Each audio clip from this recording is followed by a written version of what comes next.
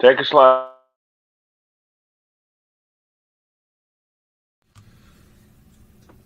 Onward, Christian soldiers, marching as to war, with the cross of Jesus going on before. Christ the royal master leads against the foe, forward into battle, see his banners go. Onward, Christian soldiers, marching as to war, with the cross of Jesus going on before. Oh, for a faith that will not shrink, though pressed by every foe, that will not tremble on the brink of any earthly woe, that will not murmur or complain beneath a chastening rod, but in the hour of grief or pain will lean upon its God.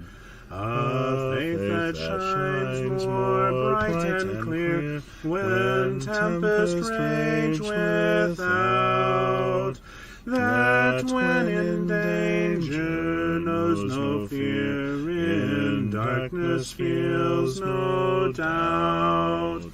Lord, give us such a faith as this, and then whatever may come, we'll taste and hear the hallowed bliss of an eternal home.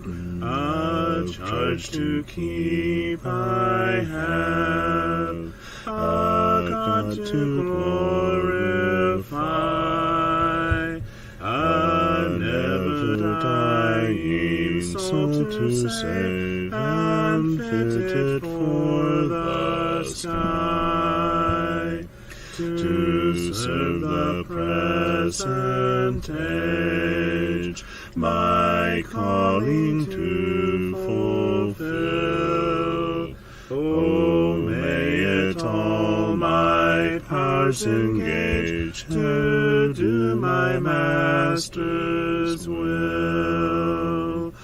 Arm me with jealous care, as in thy sight to live, and o thy servant, Lord, prepare a strict account to give.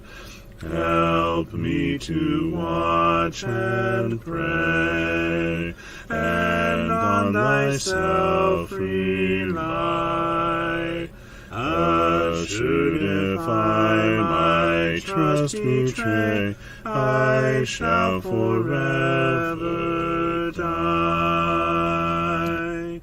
Rise up, O men of God, have done with lesser things. Give heart and mind and soul and strength to serve the King of Kings.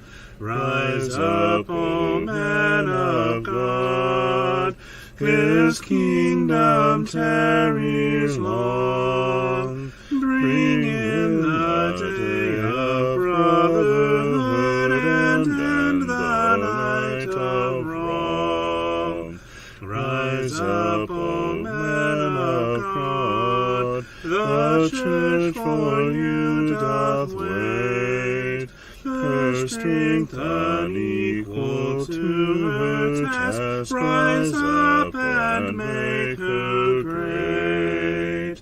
Lift high the cross of Christ, tread where his feet have trod, as brothers of the Son of Man. Rise up, O men of God.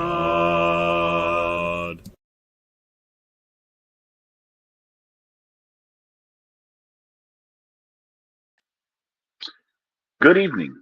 Let's edify one another today, shall we?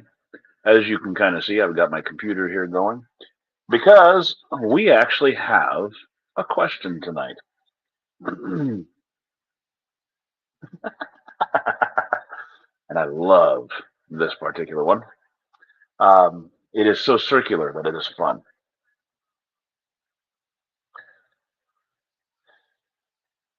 Who do I have on tech tonight? Anyone besides CJ? I know I've got CJ, but I see that I've got one of my kiddos in here. And,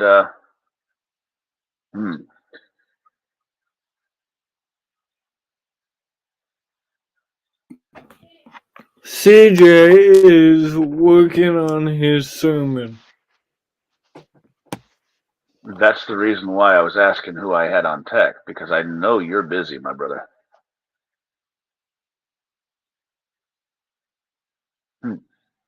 Who's in tech for? Do you know, Seamus? Okay.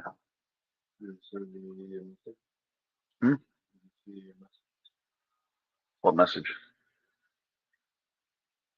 There's a O-Line Blazer that's an hour to the west from us. So It's cheap. Huh? Oh, that's nice. Hello, Skylar. And I know Sean.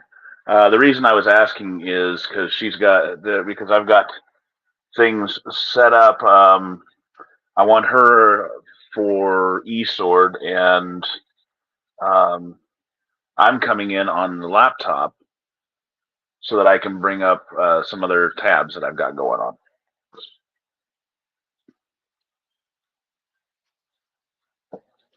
Now, the question is, am I going to start hearing myself feedback through there?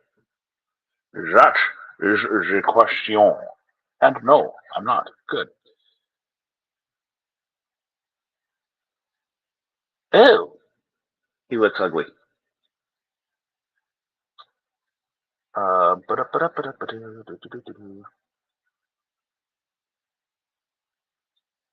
we are going to share.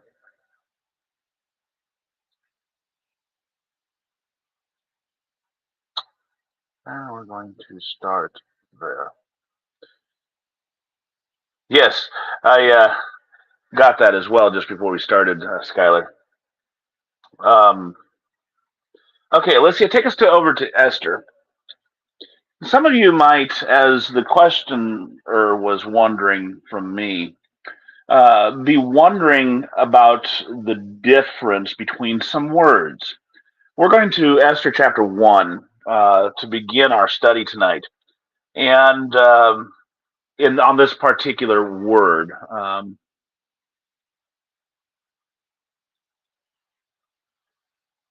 and what we're going to see here in Esther is Esther chapter 1. Alicia's got us in the ESV.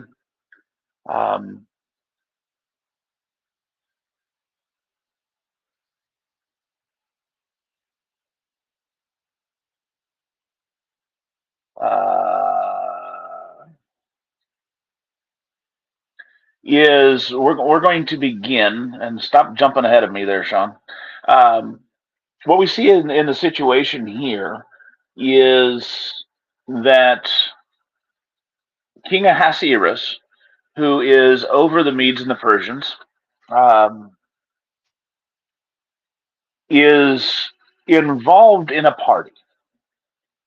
And he's reigning from, of course, he reigns over India, Ethiopia, 127 provinces of the Medes and the Persians. So he's reigning here, and he is involved in a party. He decides to throw a party for his nobles, the officers of his house. Verse 8.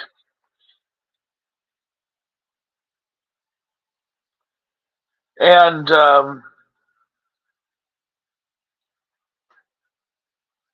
I mean, this is a really great feast, a really great party going on.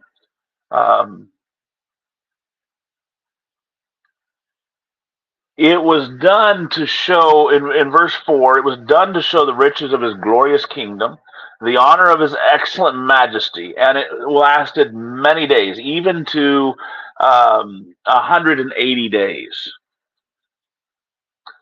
So when these days were expired, he then makes a big feast.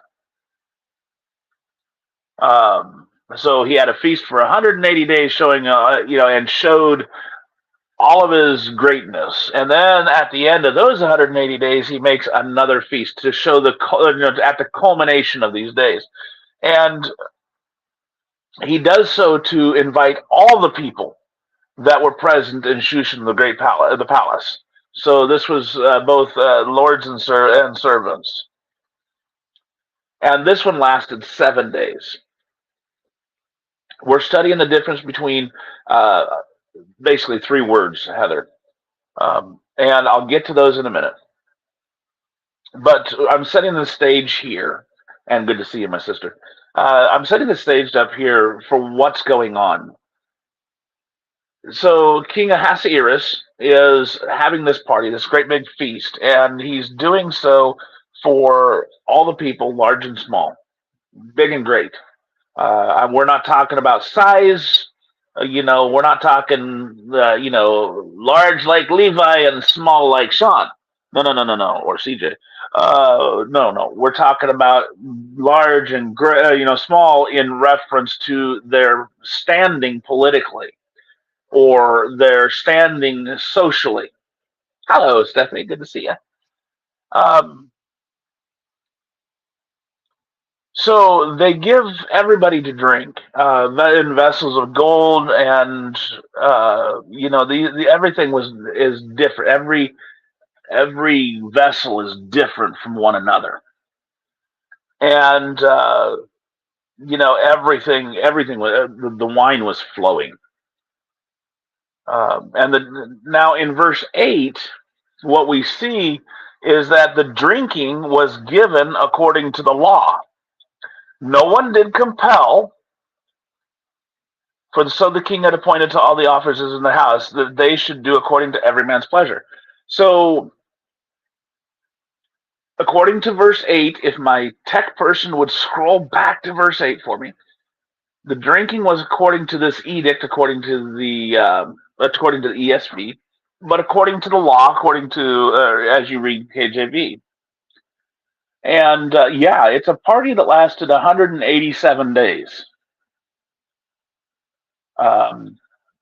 For 180 days, it was reserved only to the nobles. And then for the last 7 days, it was to everyone in the palace, servants as well as masters. And everyone could drink. No one was compelled to drink. And this was the law. This was the rule. Hello, Mari. Now, at the same time, Queen Vashti also gave a party for all the women in the palace, which belonged to King Ahasuerus. So what we have now is 2 separate parties going on. Notice that the king gave one for all. And where did we find that? We found that in verse 5. Hello, Sister T. So back again to verse 5. And I know that's, I know that is autocorrect, Sean. The apostrophe doesn't need to be there. So, I would just say, just jumping off of what you said last in the other stream. Anyway, if you notice, the king gave this party for all the people present in Shushan, the citadel, or Susa, the citadel, as the ESV reads. both great and small. So that means even the women were invited. Yet Vashti holds a separate party. Verse 10, 9. Verse 9. One separate for the women. Okay, now, what is the difference between a law and, as we scroll down, after the incident wherein Queen Vashti, who is trying to have her own party, she refuses the king's commandment to come and display his greatness before, her beauty, in other words, before before all the chamberlains and or not chamberlains, before all the people and the princes. Verse 11.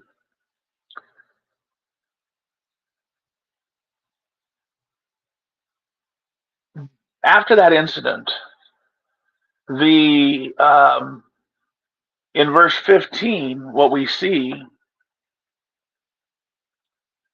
is that King Ahasuerus is very troubled, and he asks his counselors, "What are we going to do with Queen Vashti according to the law?" Verse 15, Alicia.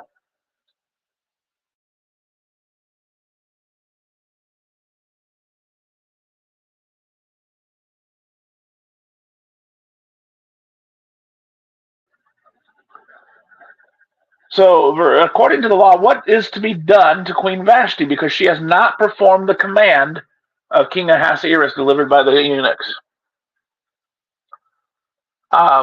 And of course, Memucan says she hasn't done just this against the king, but she's also done this against every man, against all the officials, all the peoples who are in the province of the king.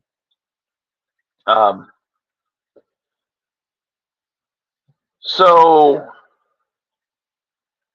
let there go forth. Let me see verse 19, Alicia. Let go forth a royal order or a royal commandment. Let it be written among the laws of the Persians. Okay. Let it not be repealed. Vashti is never again to come before King Ahasuerus, and let the king give her royal position to another who is better than she. In other words, there's basically only two ways that she's going to be ever not able to come before the king. Okay. One, she is exiled, never allowed to return. Two, she is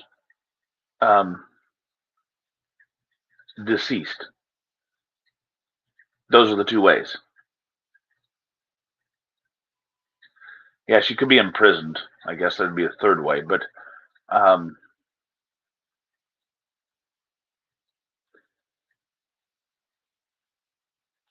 those are the ways. So this is what was supposed to be done. It was supposed to be a commandment written among the laws of the Persians. And so when the decree, the commandment made by the king is proclaimed throughout all his kingdom, all the women will give honor to their husbands. So the question that the questioner asked is, what's the difference between a law, a commandment, and an ordinance? Or a law, decree, and ordinance. And it is such a gray area because in one way they all mean the same thing. Well, why can't we just say law then? Well, because of the difference in the way that they occur. A king can, you see, we're so far removed from the powers of a king that we fail oftentimes to understand what powers a king has. You see, even England, who has a king now, is not a true monarchy. For the monarchy of England holds its authority by means of the parliament. So it's a parliamentary monarchy. And in actuality, the parliament is the one that makes the day-to-day rulings for the country. And the monarchy is just the figurehead. But in these days, there was the counselors, and the king can make laws that go into effect by his whim. That's the problem. You see, back in England, hang on, I got to answer this one text real quick. It's one of my students.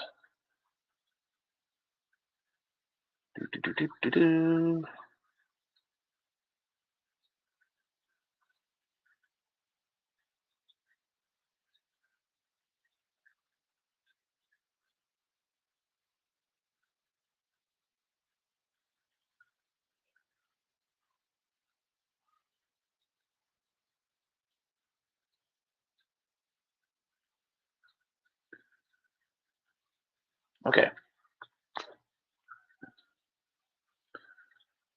So a king can make a law at a whim. And back in the Middle Ages, back during the days of King James of England, that's exactly what he was doing. And the nobles got tired of tiptoeing around, and I'm dumbing this down and making this as simple as possible. They got tired of tiptoeing around. And so they got together and they forced King James to, I'm pretty sure it's King James. Now that I think about it, I might be wrong, but I'm pretty sure it's King James, the brother of King Richard the Lionheart. I'm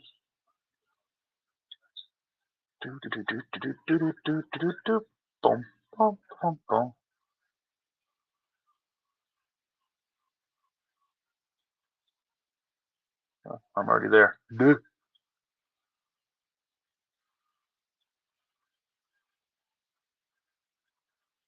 To sign a document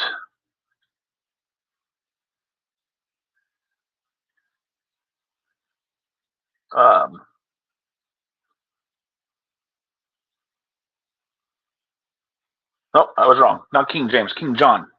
Okay, I was wrong. King John. Right king, or right time, right document, wrong name of the king. Right king, by the way, as in King John, the brother of King Richard the Lionheart. This is the King John that we would all be familiar with from the tales of Robin Hood and Little John by Disney.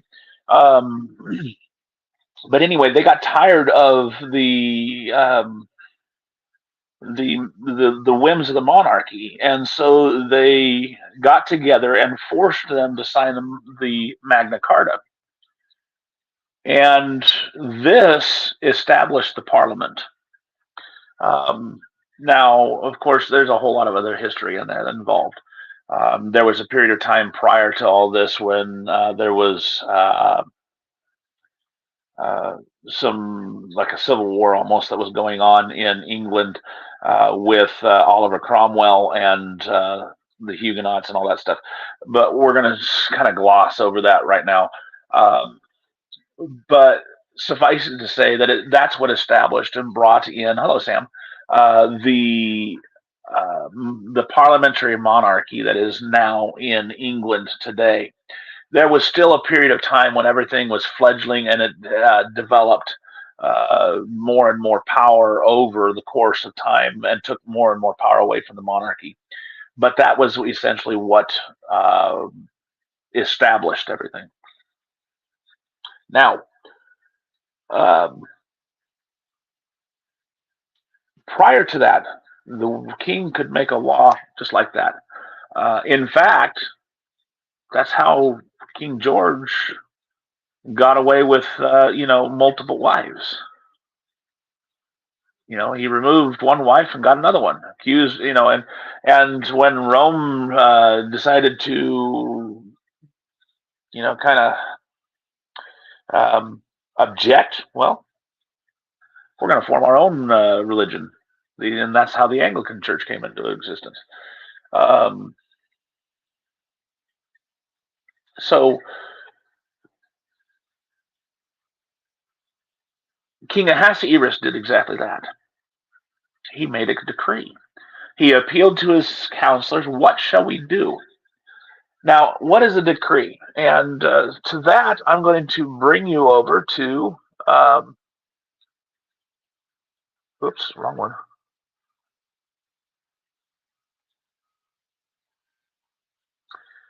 I didn't leave the studio. What in the world? I guess I did. I don't know. I didn't know that I had left the studio.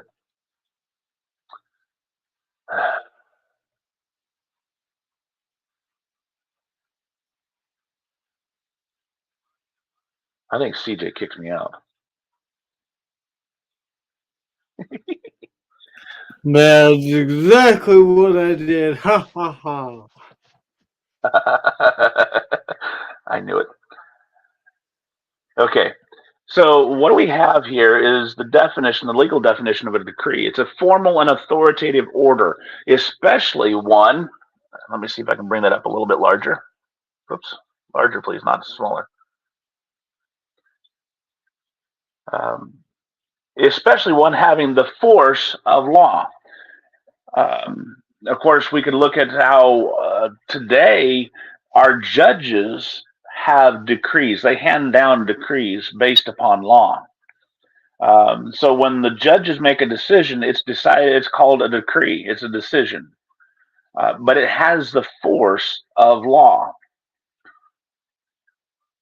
It's not law, but based on law. So when they decide a case, for example, and they rule in favor of the plaintiff or the defendant, they base their decision on law and make a decree saying, okay, the defendant shall go free, or the defendant is judgment in favor of the defendant. That is a decree. Okay, it has the force of law behind it, but in modern day, it's not law. To emphasize this, I want to call your attention to one particular decree that was in force for way too many years, but was not actually law and really had no force of law behind it, yet was accepted as law, and which was recently overturned. And that, of course, is Roe v. Wade. It had no law basis behind it. It was not law. There was no law in the land regarding abortion. Yet, for too many decades, Roe v. Wade was accepted as the law of the land. It was simply a decree of the courts.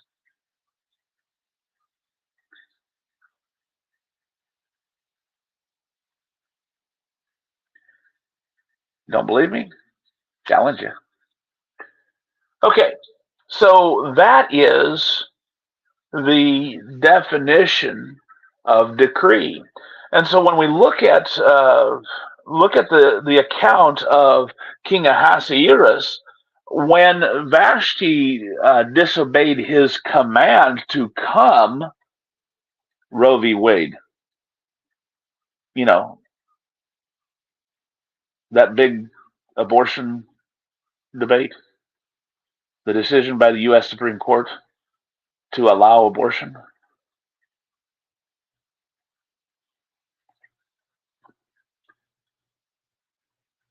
Sean, it's not law, but an order of the law, more or less. Yeah, might say that. In the case of King Ahasuerus, when Vashti broke the law, he, King Ahasuerus appeals to his counselor, saying, "What shall I do according to law?" Row, R-O-E, row, as in row, row, row your boat. Or actually row, not row, row, row your boat, but row as in a deer, by the way. An old archaic form of deer. But so King Ahasuerus appeals to his counselors. What shall I do according to law? What recourse is there according to law? She's broken my command.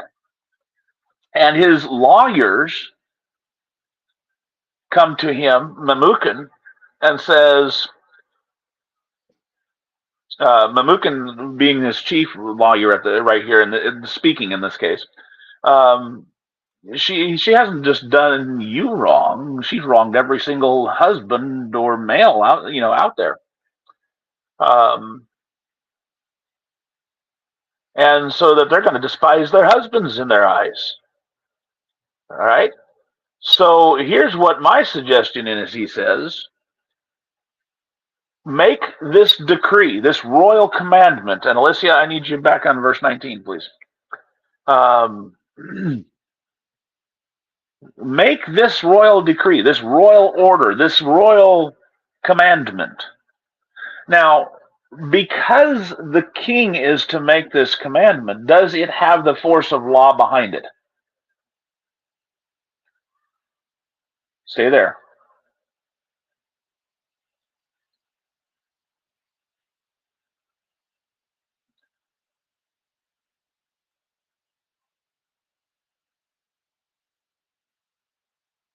I pause for an answer.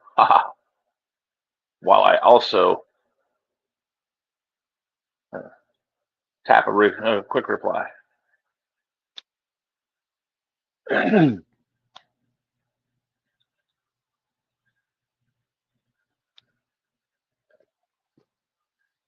If the king is making the decree, does it have the force of law behind it?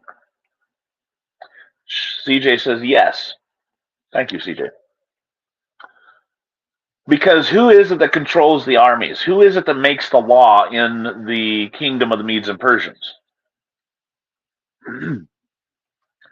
I refer you not just to the here in Esther, but if we go over to the book of Daniel and chapter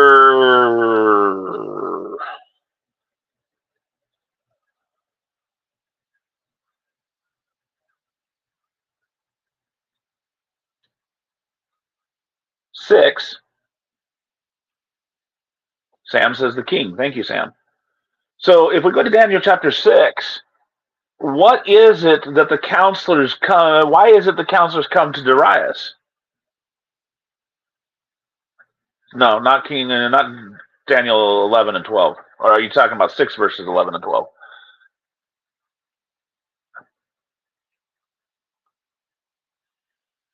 I want to go to verse 7, beginning it. All the high officials of the kingdom, the prefects, the satraps, the counselors, and the governors are agreed that the king should establish an ordinance and enforce an injunction that whoever makes petition to any god or man or for 30 days except you, O king, shall be cast into the den of lions. Now, O king, establish this injunction. Now, I don't know why ESV did that. Most of us never use the word injunction, for crying out loud. Switch over to the ASV for me real quick, Alicia, and right there on verse 8. Thank you. Thank you. This is a little bit better. Interdict. Okay, let's jump to the NKJV. We'll give Sean. We'll make it easier for Sean. Now, O king, establish the decree and sign the writing so that it cannot be changed according to the law of the Medes and Persians, which does not alter.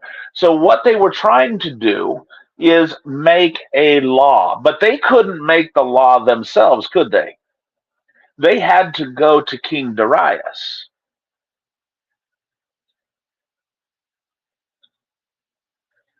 Go back to verse 8, please.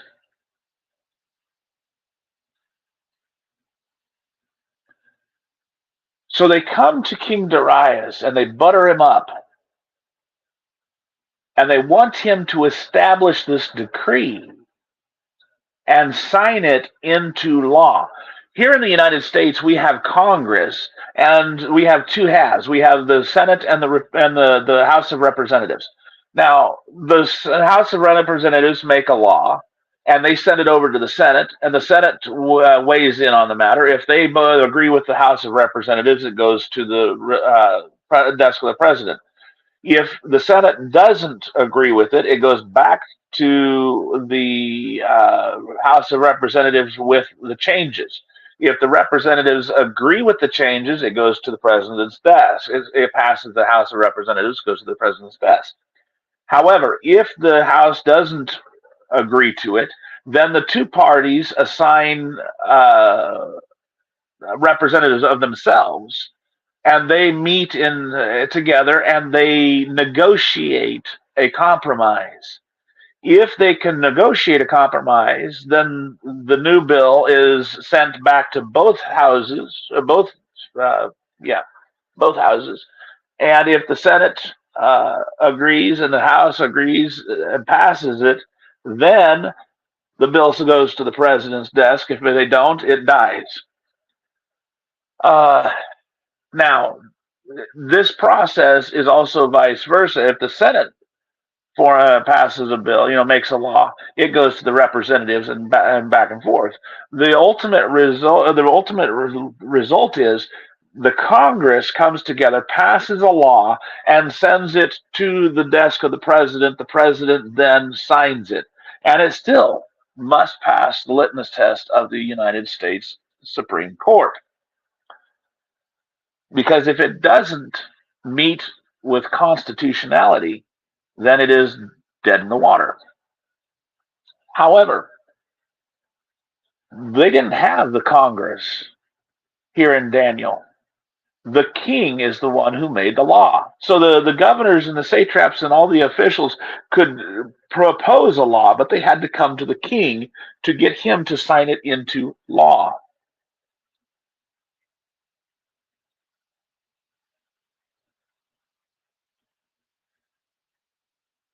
Well, that's how our government works, Sean. And there's plenty of videos out there explaining all that as well. And by the way, the parliamentary system is similar, except they really, the queen, I don't know, the king, I don't know as he really signs much into law. I don't know. I'm not as brushed up on British legal system. So I'm going to leave that aside. Suffice it to say that here in the Medes and the Persians, they had to come to the king and get the king to sign, make a decree and sign it into law. So think of the decree as a bill that needs to be signed into law. Once the king signs the law, signs the decree, it becomes law. It's a commandment that became a law. What's the difference between a law and an ordinance?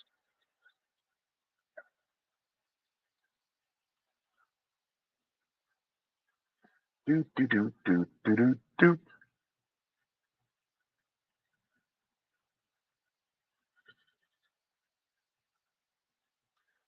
just for the record, put this one up, please, Alicia. Put the new tab up.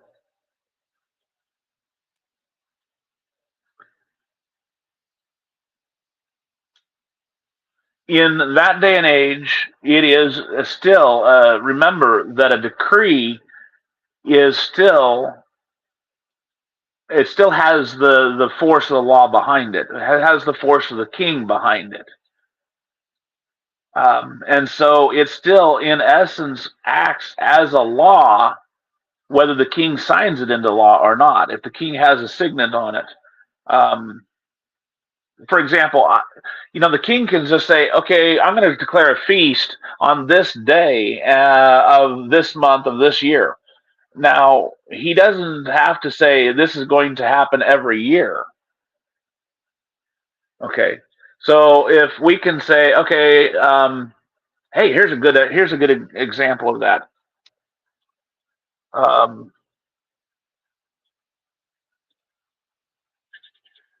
I have a good example of this. Uh, if the let me answer your first question, the question right above you, the last statement here.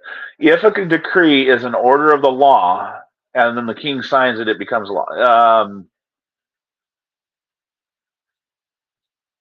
Mm, okay, I think you misunderstood something there. The governors and them can propose a decree to become law. In other words, they can propose a law. The king still has to make this decree or sign this into law. And what the people did in Daniel 6 is they came and said, "King, make a decree that no one can make a petition to any god except to you for 30 days." Uh, this wasn't going to continue beyond that 30 days, but for that 30 days, no one could make a law or could make a petition to anyone but the king. Right.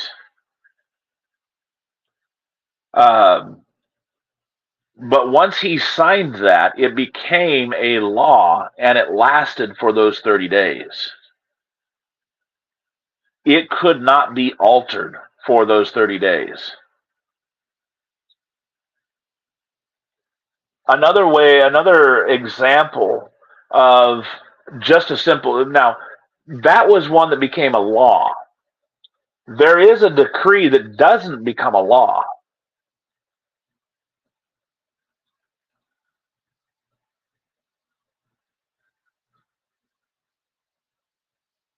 And this is found in Esther chapter 6.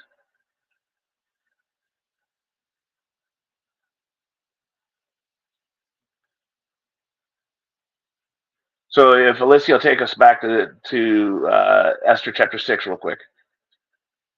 Did you have something, CJ? Sorry, I was trying to see the comments. That's why the Oh, comments are sliding up and down. okay. So this is a decree that did not become law. All right. The king couldn't sleep one night, and so he decided to do a little late night reading. And as he's reading the records and the chronicles of the king of his kingdom, it is found that Mordecai had informed the king of Bigthana and Teresh, two of the king's chamberlains, which we read a couple of chapters earlier, the keepers of the door who had sought to lay hand on King Ahasuerus. Now, as we scroll down slowly into verse 3, the king asks, "What has been done for Mordecai?" And the king's servant says, "Nothing. Nothing's been done." And Haman comes in, and so Haman asks, King Ahasuerus asks Haman, "Hey, what should be done to the one the king wants to honor?"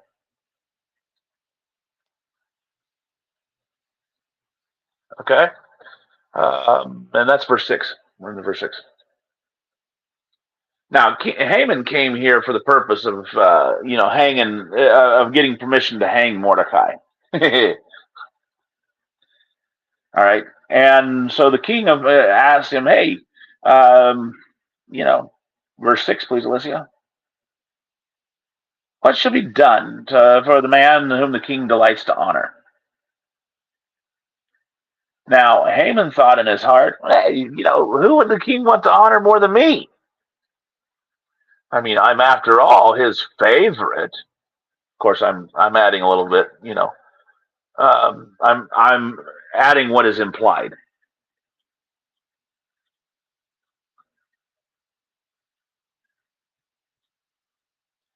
And Haman answers, hey, if you want to honor someone, let him wear your royal apparel.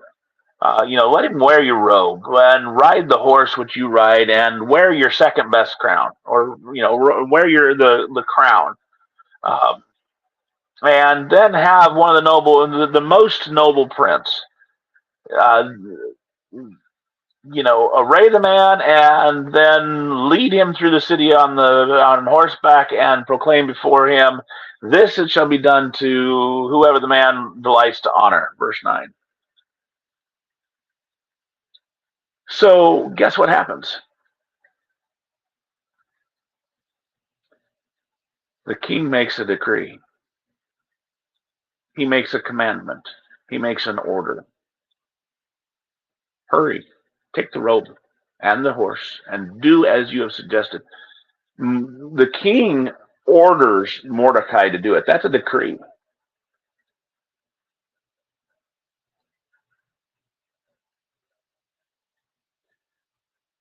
And so once the king has made that decree, it has the force of law. It has to be done, or else. But it is not law. Just like when the judge makes a ruling based upon law, it must be carried out or else. For example, if the defendant is found guilty and has to make reparations, or pay the court cost, and also has to pay the fine, he has 30 days to come up with the fine, or else he will land himself in jail, not only for failure to pay the fine, but for contempt of court. Now, it's not law of the land that particular person has to sign, has to pay the fine, but it is the law that those who are found guilty under such statutes, such laws, statutes. There's a difference between statutes and a law, by the way. We can get into that in a minute. Under such rules or laws, that are governing the decree of the judge, those who are found guilty must make must make restitution, either of a fine or of time. No problem.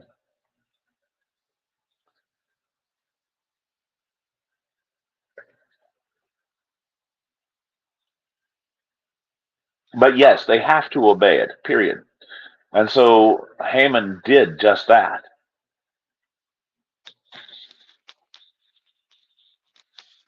Hey, Sister T, where'd you go?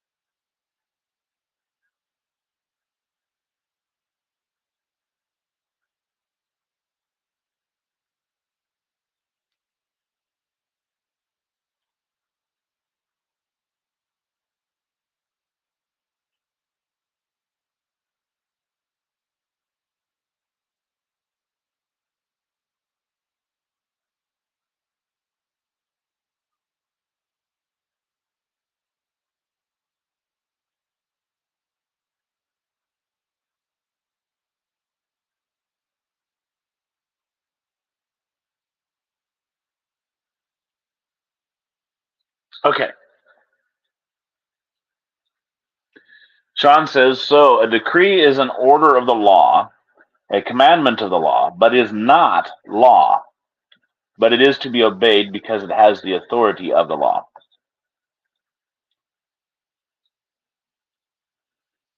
And it can become law.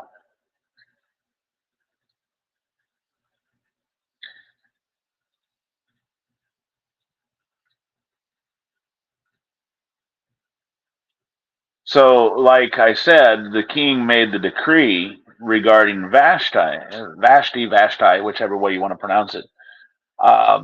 And when he made that decree, he signed it into law. When when Darius made the decree, he concerning the no petitions to any god or any man for 30 days except to Darius, he signed that into law. So there is a time when a decree, it is an order of the law. So it has the force of the law behind it. Sometimes most of the time it's not law, but it is, but it has the force of the law behind it. And it is so therefore it is to be obeyed. But then there are times when it becomes law. It is signed into law. Does that make sense?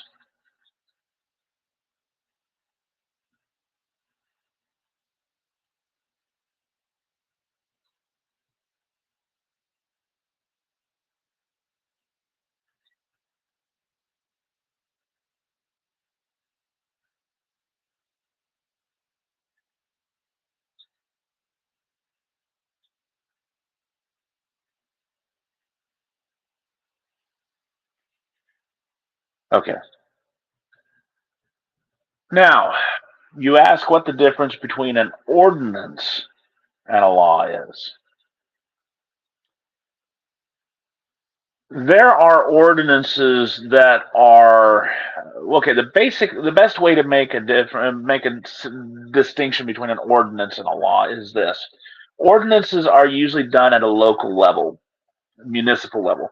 For example, in the Old Testament, in the Levitical area, as we deal with Exodus, Leviticus, Numbers, and Deuteronomy, there are many uh, ordinances that God put into place that apply only to the priesthood. That's a local, okay? That is allowed, that is specific to the Levitical priesthood. No other, if you're not a Levite, it didn't apply to you.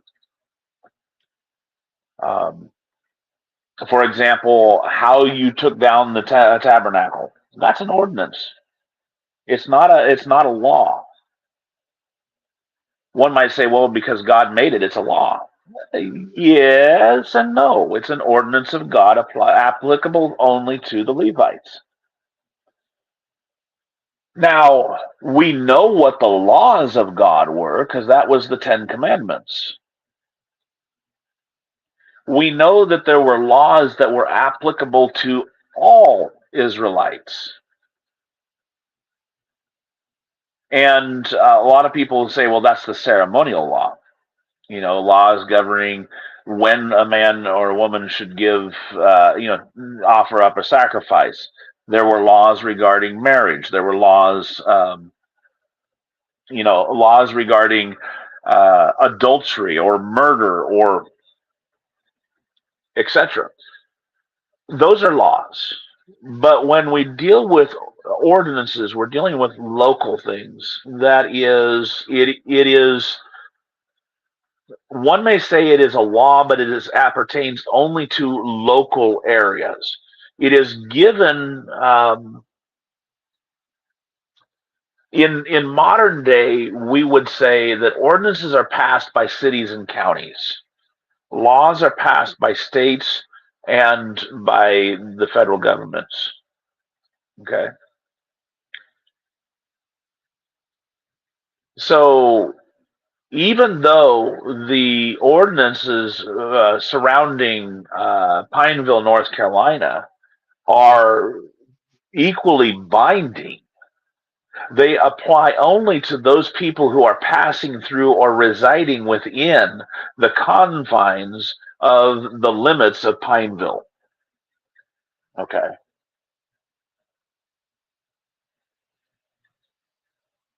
It is an ordinance affecting the homeless. And there were many places throughout all the United States over the early part of our history, and many of them are still on the books, by the way, just not enforced, regarding homeless or regarding the vagrancy laws, where you had to show proof of a job, etc. Um, for example, they were local ordinances. They did not, you could not take the ordinance of Chicago and apply that to Pineville. All right. That was local to Chicago only.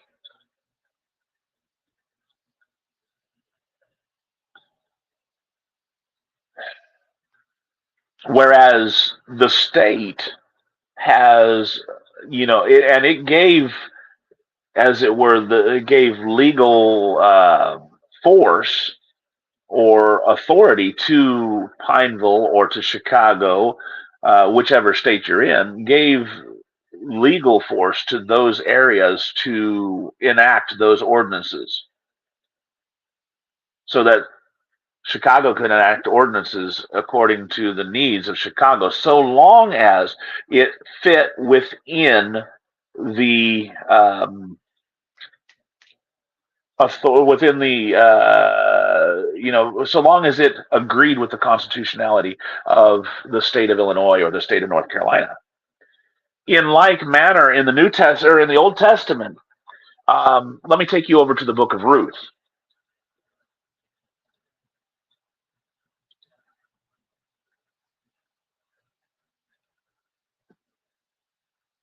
And we're going to begin in chapter 4, verse 1.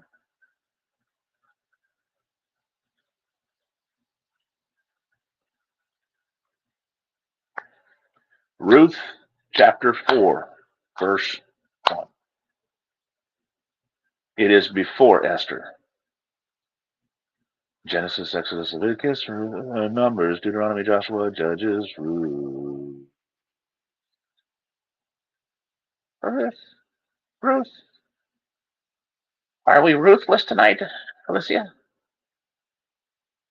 Aha, nope, we found it. We're ruthful. 4.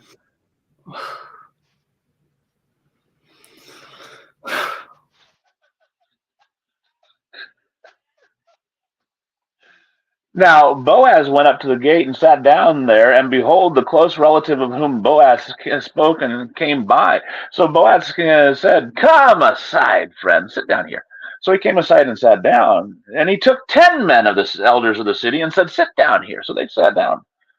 Then he said to the close relative, "Naomi, who has come back from the country of Moab, sold the piece of land which belonged to our brother Elimelech. And I thought to inform you, saying, buy it back in the presence of the inhabitants and the elders of my people. If you will redeem it, redeem it. But if not redeem it." Uh-oh. Did I lose? You hear me? I hear you How's better. that? Is that better? Yeah, I hear you better. Okay. So there's a pause button or a mute button on my microphone. Anyway, so if you will redeem it, redeem it. But if not, you will not redeem it, then tell me that I may know. For there is no one to redeem but you to redeem it, and I am next after you. And he said, "I will redeem it." Then Boaz said, "On the day you buy the field from the hand of Naomi, you must also buy it from Ruth the Moabitess, the wife of the dead, to perpetuate the name of the dead through his inheritance." Okay. And the close relative said, "I cannot redeem it for myself, lest I ruin my own inheritance. You redeem the right, am I right, for redemption for yourself, for I cannot redeem it." Now, I'm going to take your mind back, because under the law of Moses, they were required to redeem, or rather to buy the field or to marry the next of kin was required to marry the wife of the deceased if she had no child, in order to raise up child unto the deceased. So Elimelech had not had a child before he passed away. And so neither had Caleb, but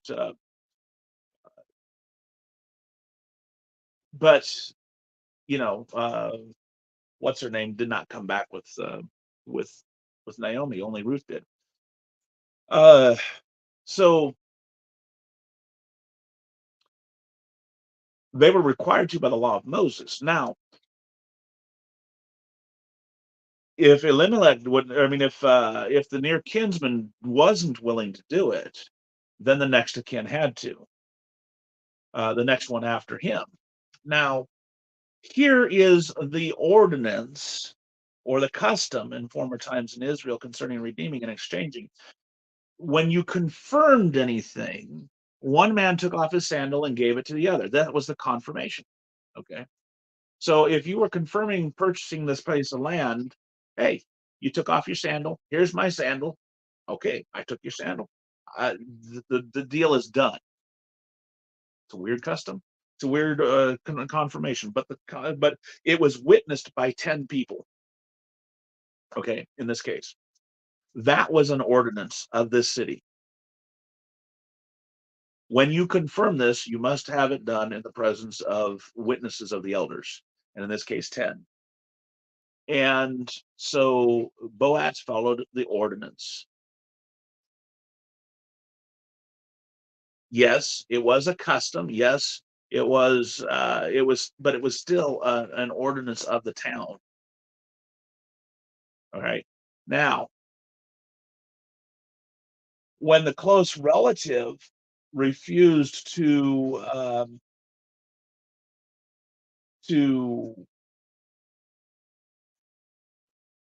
raise up the seed, they were actually, according to the law of Moses, supposed to spit in the sandal of the one who refused to raise up seed unto his brother. So we can kind of see how that ordinance or that law morphed over time. And so now, of course, this close relative refused to raise up seed, and but instead of spitting in his sandal and basically spitting in his shoe and throwing it at him, and I'm not 100% certain. I'll have to go look and research that one, but I think that actually might be where the saying came from. She was supposed to draw off his shoe and spit in it, and he became known as the one who had his sandal loosed. CJ, if you've got a moment, can you pull up that reference for me real quick? But this was the ordinance. You take it off, you confirm the deal. And so that's what happened. Boaz took off his shoe and said unto the elders and unto all the people, you have witnessed this day that I have bought, verse 9, Alicia. Go ahead, CJ. Look up what? Hold on a minute. I gotta get my audio back, because my audio is not back.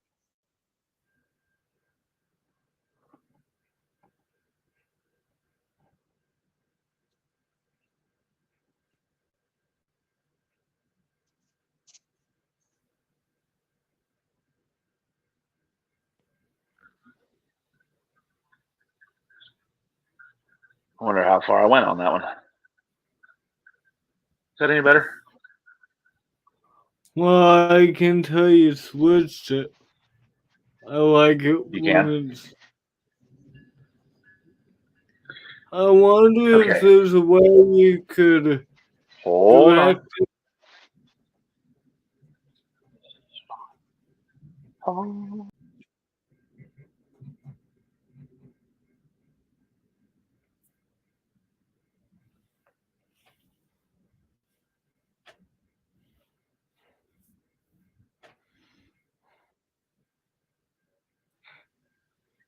Okay.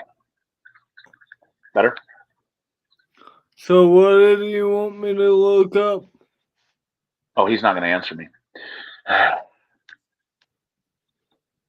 Bummer. The one who had his sandal loosed, the law, in the law of Moses.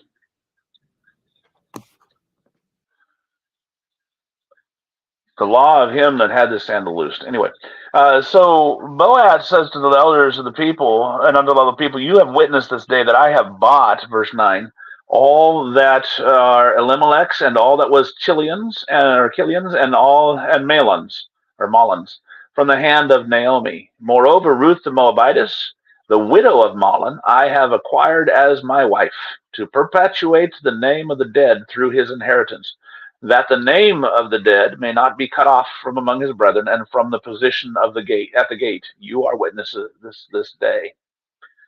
So, and then everybody gives a blessing.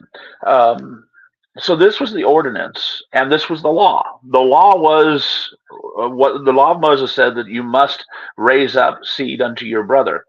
And the ordinance was that you took off your shoe to confirm the purchase of anything. Okay.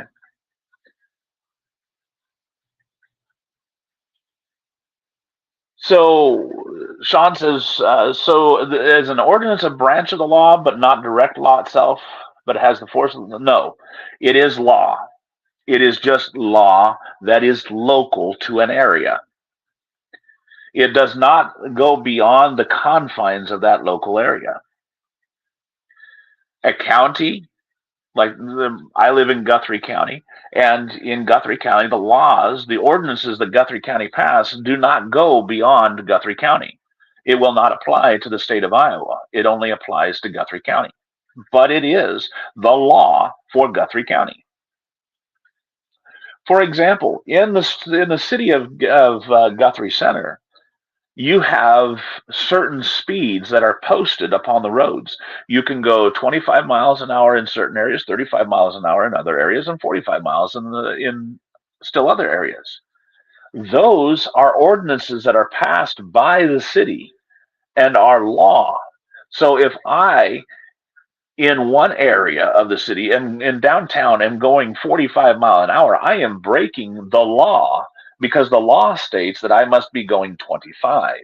That is an ordinance of the county, or actually of the city. Now, there again, in the same way in the county, there are certain areas in the county you can go 55, certain areas you go 45, and to 25, 35, etc. Then that's just one example.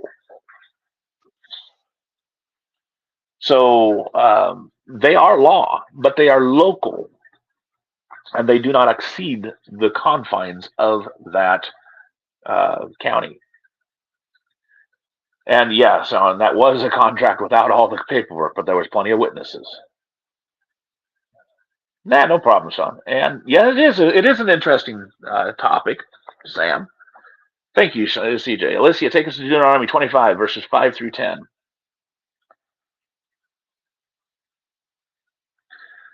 This was a local law. The law of confirmation that we find in Ruth 4 was an ordinance that applied to Bethlehem.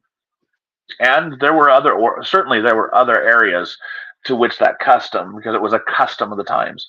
So there were other areas that ordinance was passed as well, that was applicable. But that particular ordinance there displayed was specific to Bethlehem.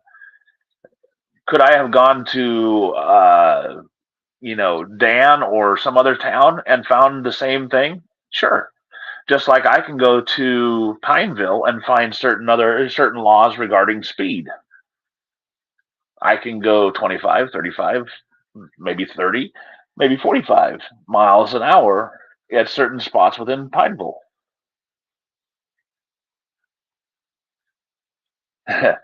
Well, even then, that would be kind of like breaking the law, right, Sam? Um,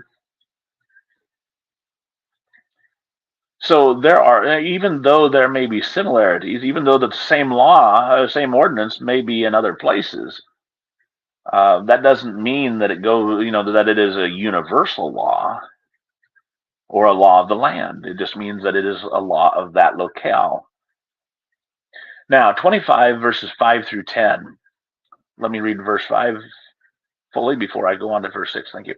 If brothers dwell together and one of them dies and has no son, and the widow of the dead man shall not be married to a stranger outside the family, her husband's brother shall go into her, take her as his wife, and perform the duty of a husband's brother to her.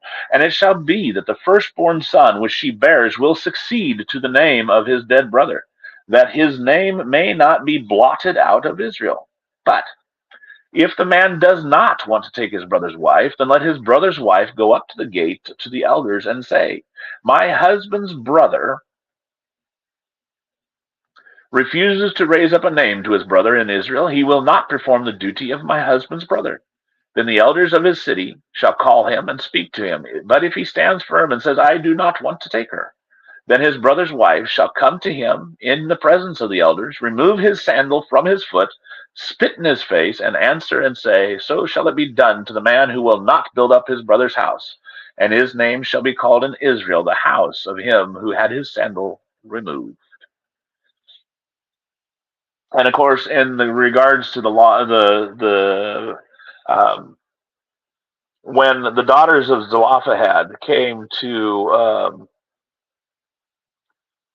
Moses regarding their situation, it became more in depth, and to the point of where the near kinsmen must marry their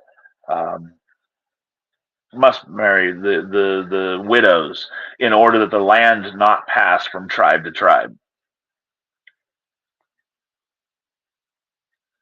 Right. Exactly, Sean. An ordinance is local to that area. It does not move, it does not apply to any other area, like Iowa, Michigan, West Virginia, etc. Philippines, where Sam is. So that's what an ordinance is. Now, like I said, there were laws, but there's also one final category you didn't think about, perhaps, and that's statutes. Otherwise also known as rules. A lot of times governing bodies that are not elected in today's world will make rules. For example, our DNR will make rules that they are voted upon by the body, the DNR, and adopted. And they will then be enforced because of the authority that has been vested within that body. Those are statutes, or rather, those are rules that carry the force of law. Now, they then can go before they then take those rules before the legislature and ask them to enact these rules, and they become part of the statute or the code of Iowa. These are laws that pertain unto the state of Iowa, but that do not apply to the states of, like Nebraska or any other one. And they are a subset of law. Now, what does that mean, and how does that apply in regard to the Bible? God passed certain laws in the Old Testament primarily. We can think of these in terms of that. for example, in the laws of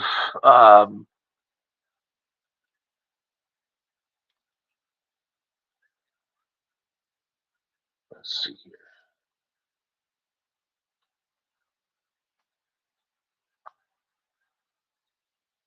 No. Oh, I love how I do this.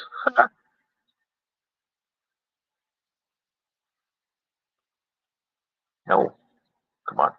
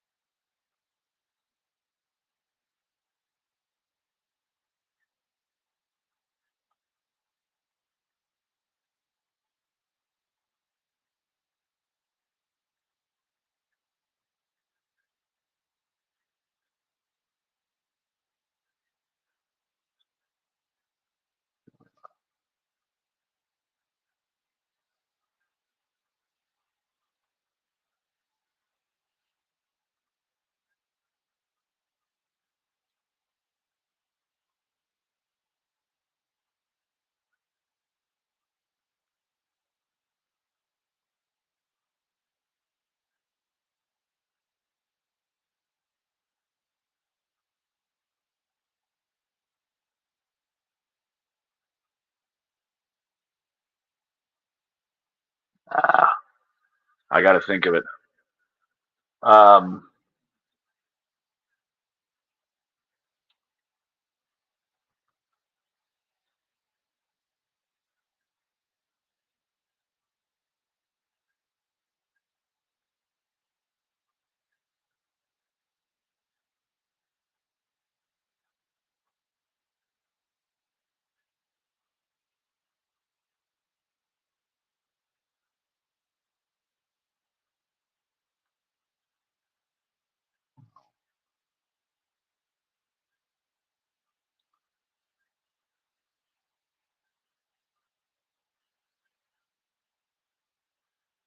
oh,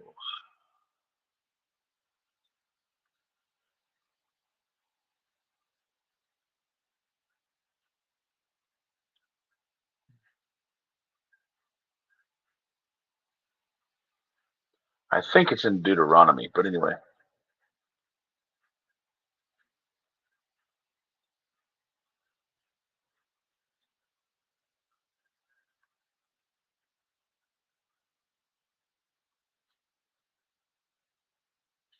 Aha, I was right.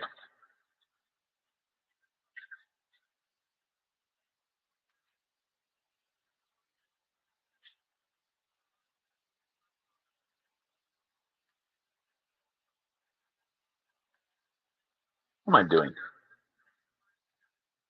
Okay, so God made a set of laws concerning sacrifices. And in the law of tithe, okay, in the law of tithing, the law was you give 10%, right? Yet, as we shall see, let's go to Deuteronomy chapter 14, please, verse 22.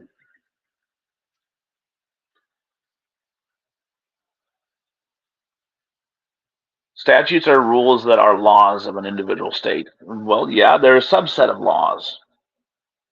So there are certain laws that that are that are I don't know. I mean, it's like our state legislatures; they meet to make laws, and we can look at many different examples of those. They make tax laws. They make laws regarding uh, theft and murder and things like that, of that nature. But then they also make statutes, and statutes are a subset of laws. Now, in Deuteronomy 14, verse 22, I did that again. Deuteronomy 14, verse 22.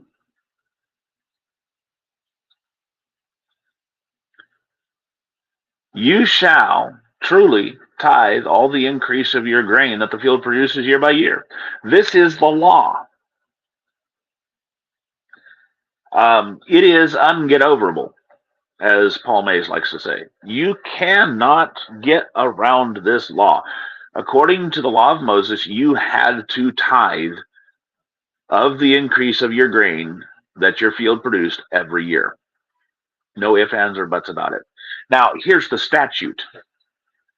You shall eat before the Lord your God in the place where he chooses to make his name. Actually, this is still part of the law. You shall eat before the Lord your God in the place where he chooses to make his name abide, the tithe of your grain and your new wine and your oil of the firstborn of your herds, your flocks, that you may learn to fear the Lord your God always. So you had to take your tithe. You had to go all the way to wherever the Lord put his tabernacle, his name. And there you were to offer it and eat of it. Because in offering of it, you gave a portion of your tenth to the Lord, and then you gave, well, actually, you gave you ate a portion of it, and you gave the rest to the Levites. Verse 24, please. But here is the statute.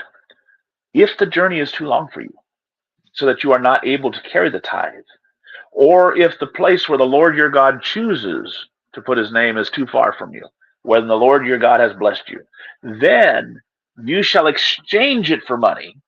Take the money in your hand, go to the place where the Lord your God chooses to put his name. You shall spend that money for whatever your heart desires. And there you shall eat before the Lord and rejoice, you and your household. Okay? That's the statute. Another statute under the heading of the law of tithing: you shall not forsake the Levite, who is within your gates, for he has no part or inheritance with you. Verse 27.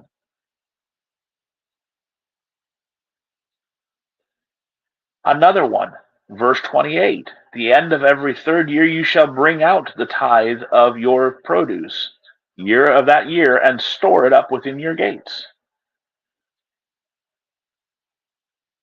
So what we have laws, and then we have a subset, the statutes. The little explanations, the little details of the law.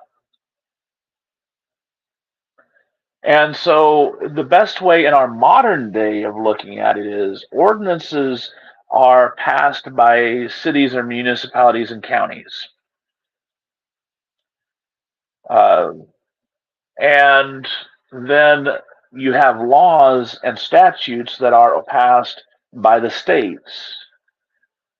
Now, the ordinances are passed by the municipalities, cities, and counties, which are applicable to the municipalities, cities, and counties, respectively. Then you have the laws and statutes, which are bound upon the citizens of the state, and which, by the way, govern all of the commerce and activity within the state. Then you have laws which deal with passed by the federal government, which deal with everything that happens within the border of the federal government.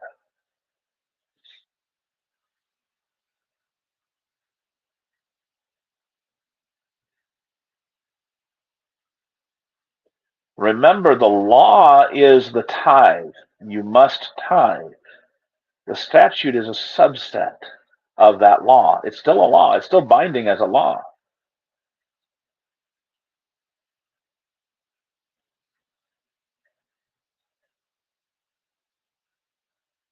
But it is an explanation of the law, a further detailing out of the law. And many of our states will do that. They will add lines and lines and lines of statutes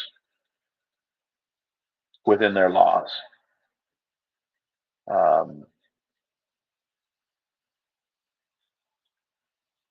You know what a subset is, Sean?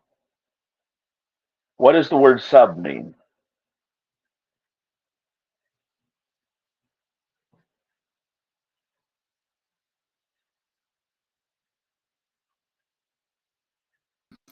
a yummy sandwich. That could be. That's actually called a sub sandwich. There's also subpar, submarine, subset, a subway.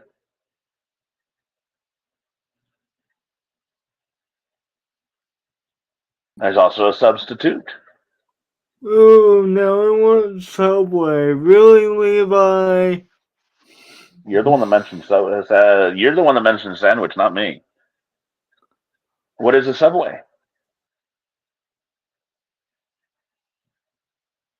What, Alicia?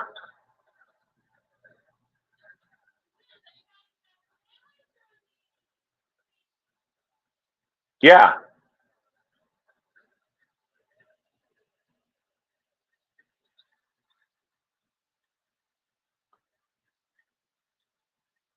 Okay.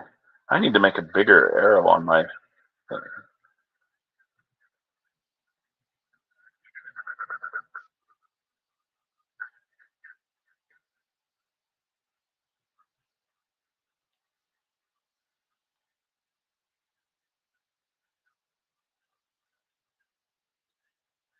Alicia, bring up my screen again.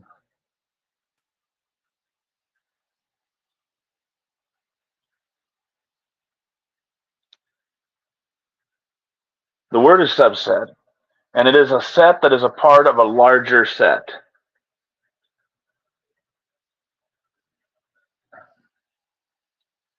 When I think of a teacher being absent, then a sub teacher, so it would be something to cover that or explain it better. A sub, it means under, beneath, below. When we talk about a subway, that means a below way. When we talk about a submarine, it is a below marine, that is below water, marine being water. When we talk about a substitute, that means that it is something below the original. When we talk about subpar, it is less than the original. When we talk about subterranean, which, by the way, is where you find subways, it is below the surface of the earth, subterranean. So a subset is below the set, or a part of a larger set. So whereas the law is the entirety, the subset is a smaller part of that whole, of the whole law.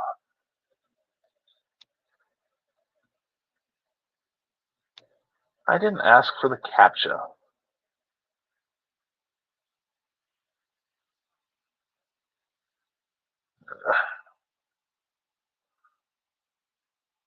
Stupid ads.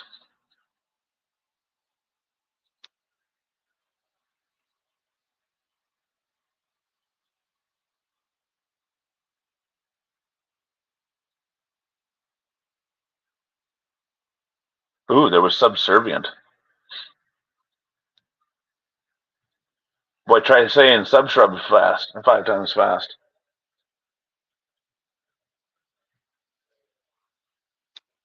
Right. A set of rules that are under the, or set of laws under the main law. So what you have then is you have your law on tithing, and then you have your sub laws regarding where you can eat it, what to do in case of long distance, what to do in terms of, in relation to the Levites. You see? Um,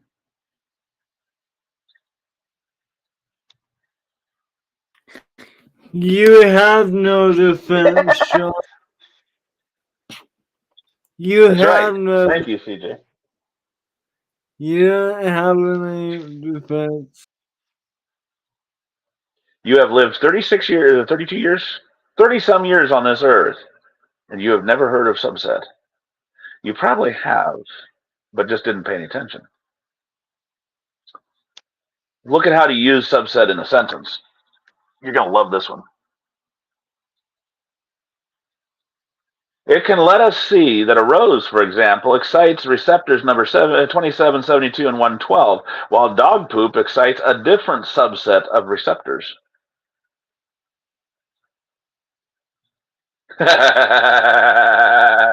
Good one, O'Shea. The doctor will sniff you now.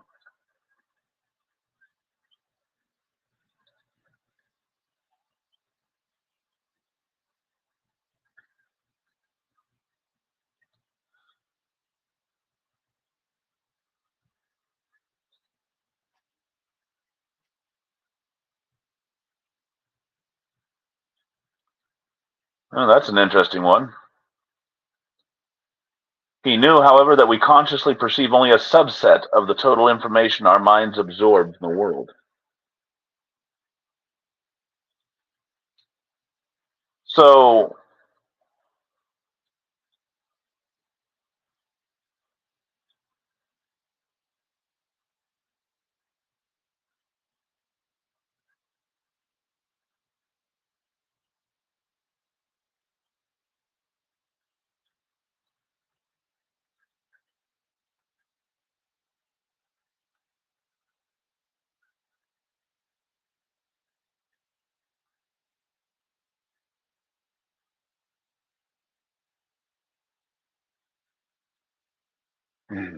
well, then why are you trying to defend?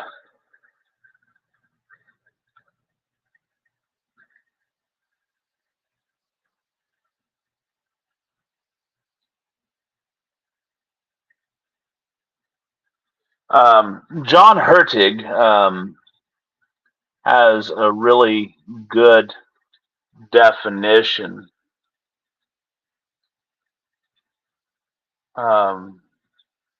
of the difference between the three. And I'm going to share this right now after I show this. Yeah, the statute, in terms of law, is an enactment made by the legislator expressed in a formal document.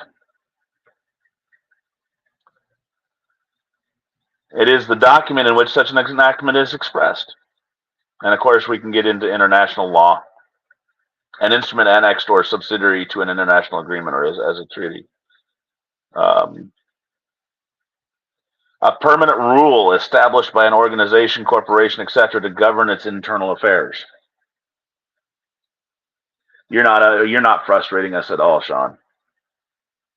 So what is a statute? It's a permanent rule to govern its internal affairs. When we look at the law regarding tithing, what we see is that the statute regarding tithing, in regards to how they were to bring up Deuteronomy again real quick, Alicia. Deuteronomy 14:23 shows us that they're to be eating in the place before God, where the tabernacle was. Verse 24 tells us, however, here's the statute, here's the permanent rule. If the way is too long, you can exchange, you can sell whatever you have. Verse 25, exchange it for money.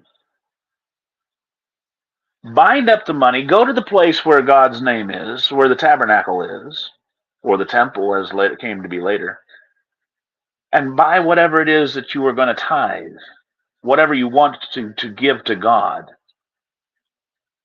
and give it there. Eat and drink and partake of it.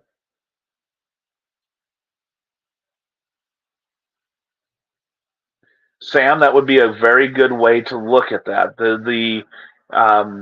Well, it's kind of like that. Paul didn't say that per se, but the council did. The apostles did. This was an ordinance from God. It had the by had the it was arbitrated by the apostles in addition to the elders.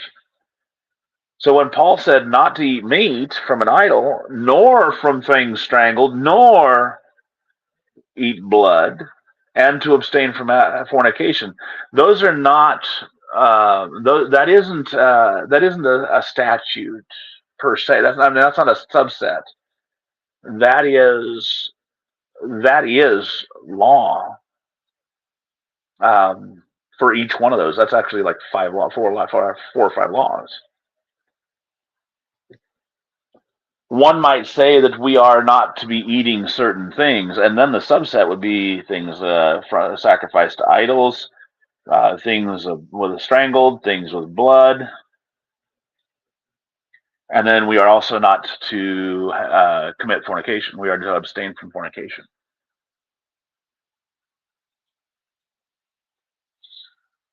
I think Paul reiterated that in Romans, didn't he, Sam?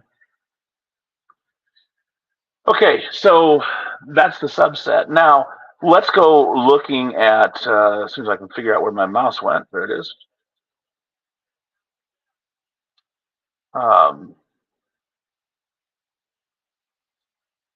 Bring up mine again, Alicia.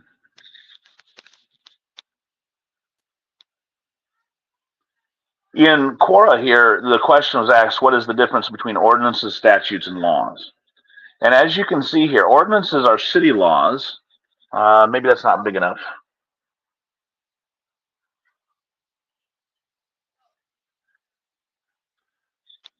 There we go. Ordinances are city laws, level laws passed by mayor and city council. They tend to result in tickets rather than arrests, fines rather than trials in jail. Okay. Statutes, however, are formal laws which are passed by the legislature, signed by the executive. These require an arrest and a trial and can result in jail or even death. Laws, however, are the body of principles and rules governing the affairs or behavior of society or a community. They may or may not be written down, and there are some unwritten laws.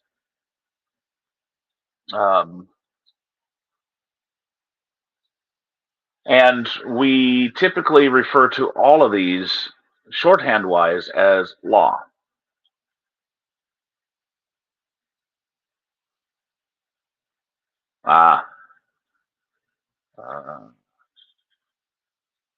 In 1 Corinthians 14, or not 1 Corinthians 14, Romans 14, doesn't he talk about eating meat? Anyway, so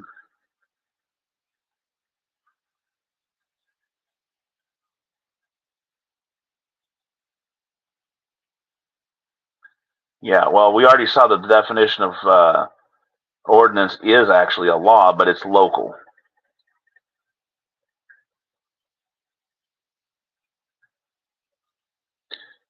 So,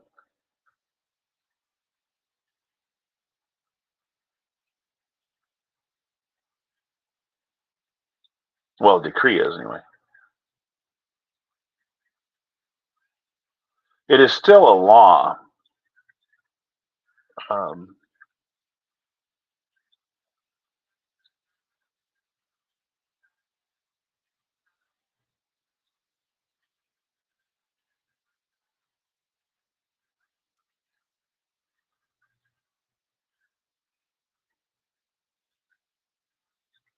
This is ordinance.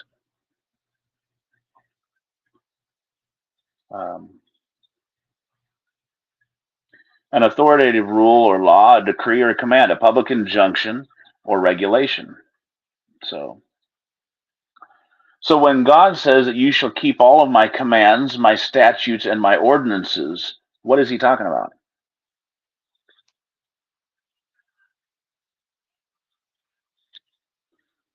Take me back full. There we go.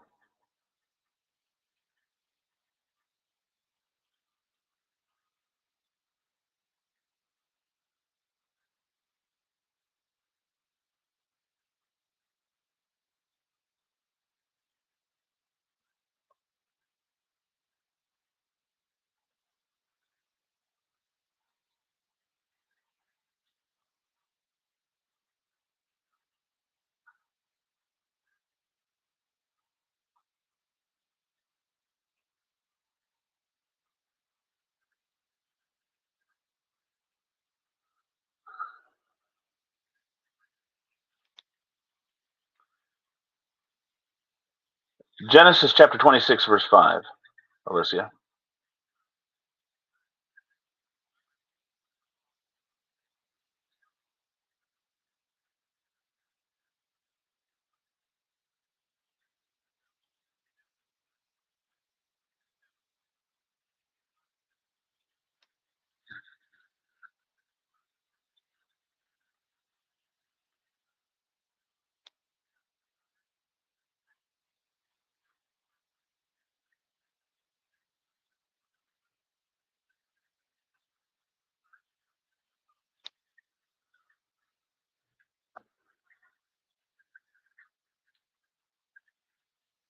Genesis chapter 26, verse 5, Alicia.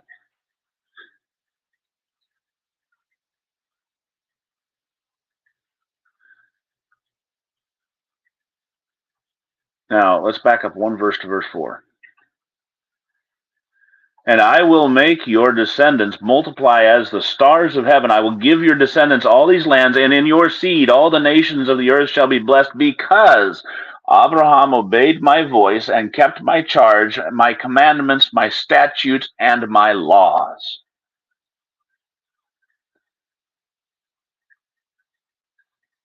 So what that means, back up to verse 5, please, is that Abraham obeyed God's decrees.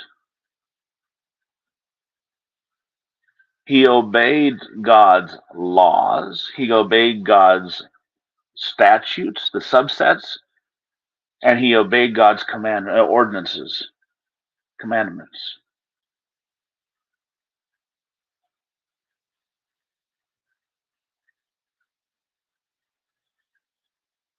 As a servant,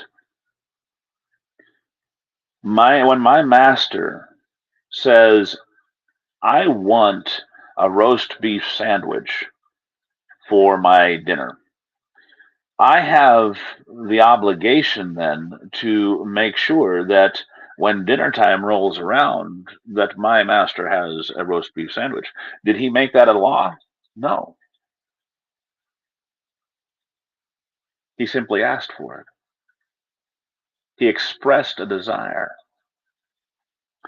However, when my master says that Levi, you need to make sure that when you set the table, every plate has a fork on the left hand, a knife, and then a spoon on the right hand, and under the knife and the spoon goes a napkin, and above the plate goes a glass full of ice and water. Then every time I set the table, the law of my master is that that plate must be set with a fork on the left hand, a napkin with a knife and a spoon on it, knife closest to the plate, spoon on the outside, and a glass with ice and water in it above the plate.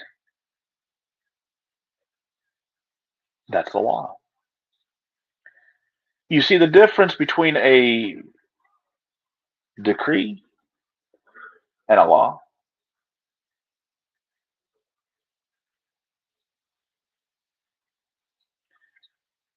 God commanded Abraham. He said, leave your family and go to a land which I will show you. Abraham up and left.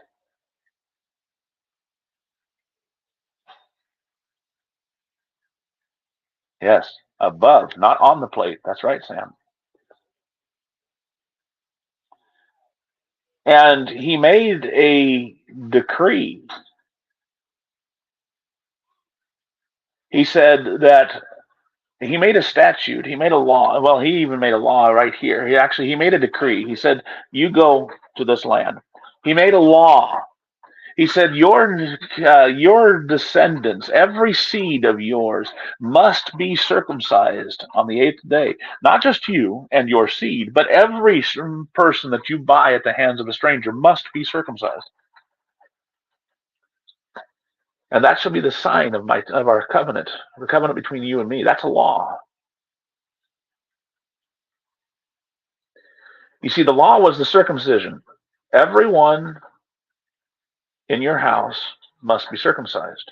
Statute, your seed on the 8th day, and every stranger that is bought, or every person that is bought at the hand of a stranger.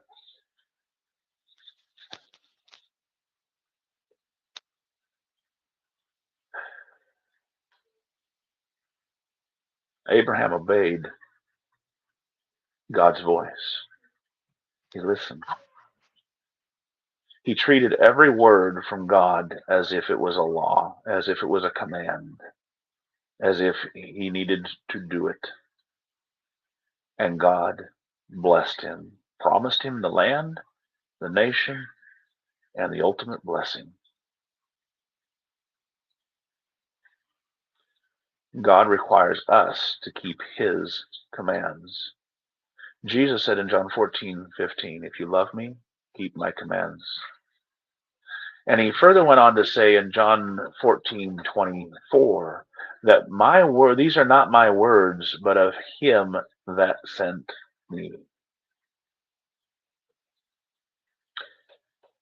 So Jesus's commands are not just his commands, they're God's commands.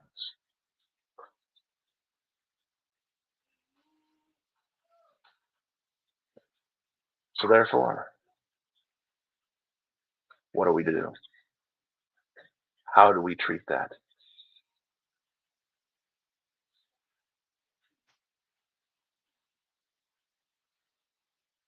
Hopefully you have been edified by our study tonight of our topic, our question, the difference between decree, ordinance, statute, and command, or law, I should say. I know that it has been an uplifting and productive in my life. Thank you to the questioner. That way, whether we wake tomorrow to serve God here on this earth, or that we wake tomorrow to serve him up there in heaven where we all long to be, you know where I'll have the distinct honor, privilege, pleasure of being, because I'll see you then. God bless.